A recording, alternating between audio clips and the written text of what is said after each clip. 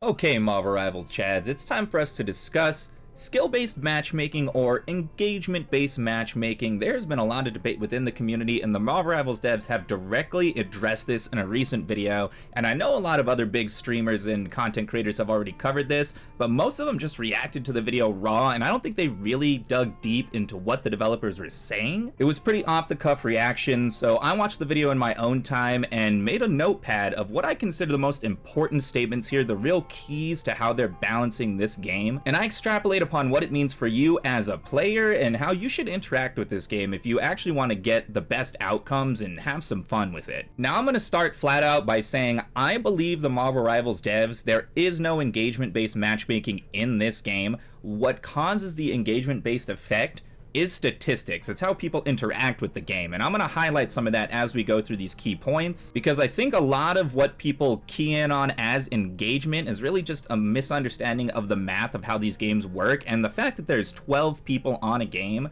and the way that they balance these rounds is really the core issue of why you feel strung out, you know, squeezed by the systems. Now, the first key statement was the order of operations in which their matchmaking takes place. First, it selects for your server node, then your preferred team comp, and then it grades for the skill of the people within your team. Understand they're specifically saying that they balance the teams that you get placed in around your preferred heroes and average performance. That means if you play a lot of support and you're trying to play a new DPS character, it's going to be pretty hard to do because most of the people in your lobbies are already going to be taking the roles that you don't prefer. And trust me on that, as a Vanguard main who's played almost 100 games with Blade, it's been a real struggle actually getting him on the team comp. Let me also say that everyone's talking about ranked mode, but I'm going to be applying some of these principles to quick play as well as we go along. Because within ranked mode, the amount of points you gain on a win is based on your statistical performance on average to everyone else who plays that hero. So if you overperform, you're going to get a lot of points. If you underperform, you're not going to get many points. And if you lose while overperforming, you're not going to lose that many points. You're going to be very safe, even on a ranked loss. Now, maybe a hidden feature of this that some people have keyed in on is that it's much easier to rank up on underpicked heroes. Heroes that people sleep on, don't really use because their statistics are rather low. This is why if you pick up a hero like the Human Torch, simply because most people either do very well with him or very badly with him, if you perform over the average, you're going to gain a lot of points and progress very swiftly through the metal ranks, at least, through the low elos. This also means that matchmaking is balanced for solo play, at least at the lower ranks, and the developers made note of this as well. It means if you're getting hard stuck down there, you just need to learn the game on a more fundamental level because there's so many things protecting you. Chrono shields, the loss protection if someone quits or if you do well while losing, and just the simple fact that you gain like 3 times as much as you lose on a win below gold. This can also cause some odd matchmaking in quick play where you end up with a Grand Master on either side, and this is balanced out by a couple of underperforming bronzes on their off heroes. And they actually make note of this with how mathematically the best player and the worst player in any given lobby will usually end up on the same exact team. That's really just the math of them trying to balance and actual evidence of it being skill-based matchmaking rather than engagement-based matchmaking. Realistically, all they need to do to improve this is take a couple more seconds on the queue times. I wouldn't mind a 5 to 10 second queue time if it meant there'd be more balanced lobbies. Because it's not for a lack of players, certainly, they can get you into a game almost instantly. And I know they don't want to punish the high-level players,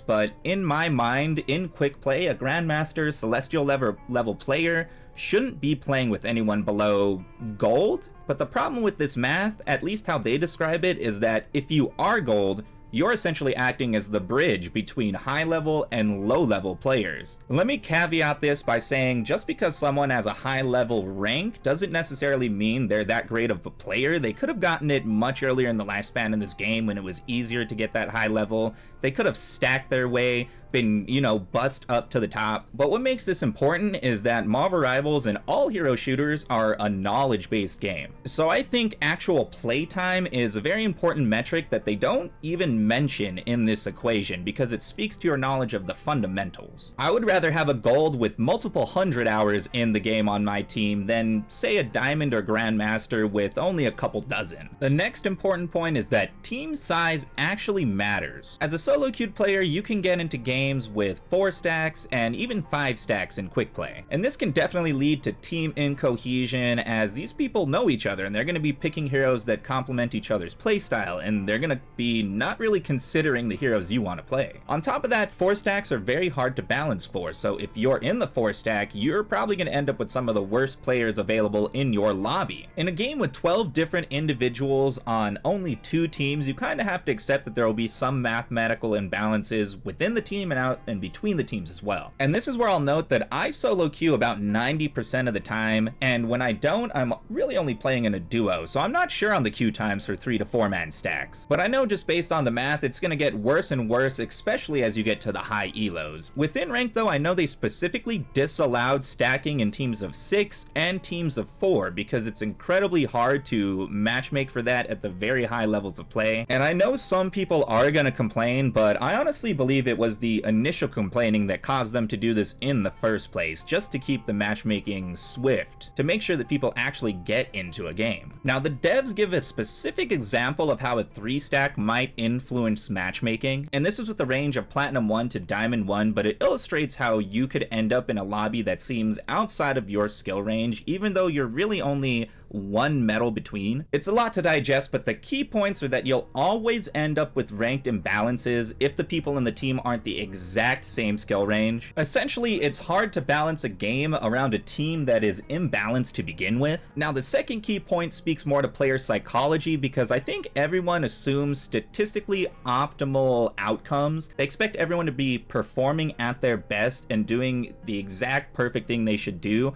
or even knowing what exact perfect thing that is to do. And in most situations, that is not going to be the case. And the perfect example here is role filling. Pretty much a player who you think is bad may not actually be bad at the game. They could just be playing a hero that they're not too familiar with, trying to fill a role in the game, help someone by giving them a synergy. Perhaps the hero they prefer was already picked at the beginning of the match, or it was banned if you're at the higher levels of play. There are just so many reasons why someone could be performing bad. Maybe they didn't have breakfast, maybe they didn't get a lot of sleep, maybe their thumbs hurt, you know? Maybe they injured their arm or something. There's a million possibilities as to why someone could be underperforming. And I think this illustrates a bigger problem that came around with Season 3 and 3.5, because we had 3 heroes in a role and none of them were the tank. And there's a real problem right now where no one wants to play the second tank or be the off tank. It's incredibly hard to win this game with only 1 forward tank, and everyone is trying to pick the DPS because think about it, we had Blade,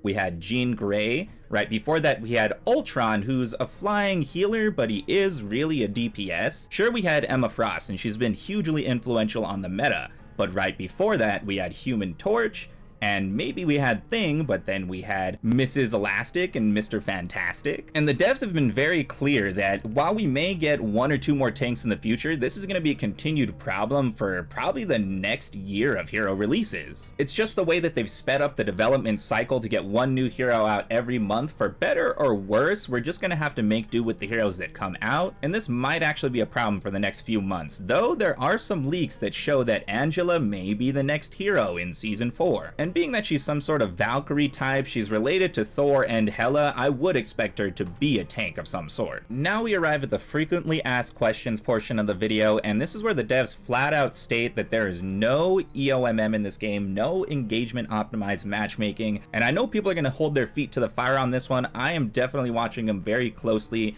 though I personally believe there is no engagement based matchmaking, and I'll explain why. This game does its best to balance for skill, but if you're at a high enough level of elo, it's going to take a very long time to get a perfectly balanced game, and the developers know that you'll just quit before you actually get into a lobby, or you'll play less matches. So they've arrived at a statistically acceptable variance of range within a particular lobby. This is why they don't let players in ranked queue with people outside of a certain range. Furthermore, imbalance on a statistical level is completely unavoidable, but this is a game of counters, a game with over 40 different tools in the form of playable characters. There are so many battles you're encountering where you're not picking the perfect hero for the situation, you're not supporting the teammate you should, you're not making good positioning decisions, or your lack of awareness, or you're not comboing ults right, or maybe you're just getting targeted by a backline flanker. In truth, statistics are borne out over a very large sample size, and I personally feel like most people don't play enough rounds.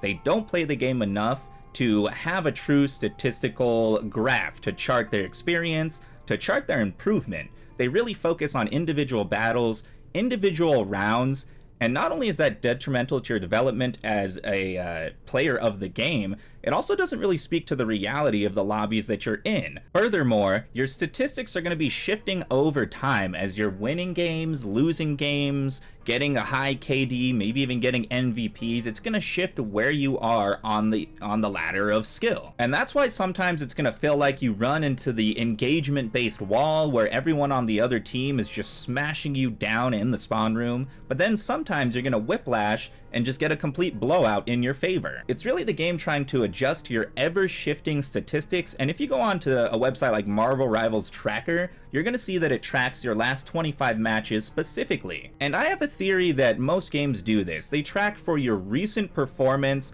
and then aggregate it with your overall performance in some way, because developers understand that sometimes you're going to have off days, sometimes you're not going to be performing well, sometimes you want to try the new update stuff, and you're not going to know a new hero as soon as it comes out. You're going to need some practice. And this is where I'll address bot lobbies, because yes, undeniably, every now and then, if you go on a big loss streak, you're going to end up in a bot lobby, just actual AI on the enemy team. And I hate to tell you guys, but this is Marvel Rivals' way of telling you that you need a little bit of practice, that the heroes that you like to play, you're underperforming with them. And it's not like the game's trying to take pity on you and give you a win. It's trying to give you an opportunity to learn the heroes that you're trying to play. And because most people don't want to hop into the practice room, they don't want to try out the alternate game modes like Conquest or Doom Match, this is a system that they have to put in. Otherwise, people will literally just quit if they aggregate a certain amount of losses. Now, I won't lie, this is something that they have to approach with caution, because take Fortnite, for example. This is a game that has had a very long and troubled history with AI in its lobbies. At a certain point, the OG mode of that game was almost entirely bots, and people were just farming wins against AI. But I don't think the situation is nearly that bad in Marvel Rivals. People definitely overstate the frequency of bot lobbies. Now, the final point might actually be the most important, because it addresses the concept of win-loss streaks. And the Marvel Rivals devs illustrate the math quite perfectly here. Essentially, when you start a session of playing the game, your chances of hitting a streak of 3 or more immediately is about 12%. However, as you approach 10 games played, that statistical outcome becomes 50%, which means you're incredibly likely to hit a win or loss streak after playing 10 games. This of course assumes for balanced lobbies that are operating under traditional skill-based systems. And this is where it gets to my point that most players focus on small sample sizes, just small batches of matches that don't really matter in the grand scheme of their playtime. Especially within PvP games, your statistical improvements should be seen over time. It's an aggregate of your investment, and much like other practices like losing weight, you really shouldn't be checking the scale every single day, because the changes are too minute for you to actually notice in real time. And over time, you'll start to see that yes, in fact, there were things you could have done to avoid these losses. We gotta learn to appreciate that real victories often come by slim margin. And we gotta try not to get so mad at the loss if we actually learn something, if we actually improve in the process. Having the right mental is important for not only improving at the game, for actually winning the game as well. In an upcoming video, I'm gonna show you the longest loss streak I've ever gone on. 15 entire matches. And while that may seem massive, there were definitely points where I could have escaped the loser's queue. And the process taught me exactly how loser's queue actually works. How you end up there as a player, and most importantly, how you can actually escape it. I encourage you to subscribe, check out one of my other videos, and be there when I upload the next one. Comment your thoughts on the whole matchmaking controversy, and if the Marvel Rivals devs message actually satisfied you.